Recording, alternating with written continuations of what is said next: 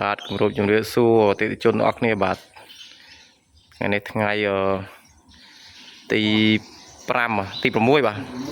ខែ11បាទ2025បាទត្រៀមចេញដំណើរមួយគ្រឿងទៅឲ្យបងប្អូនបាទចេញទៅខាង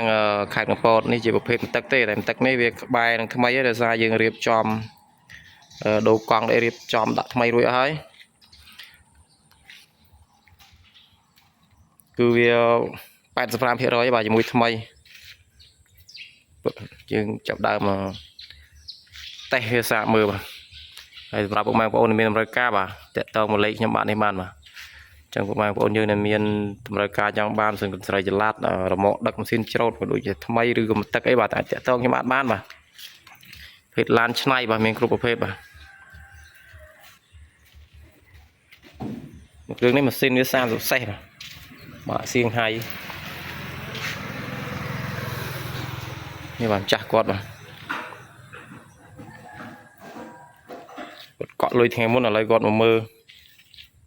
ចឹងអរគុណច្រើនបាទសម្រាប់ការទស្សនារបស់ពុកម៉ែបងប្អូនបាទកុំភ្លេចជួយ like និង share និង follow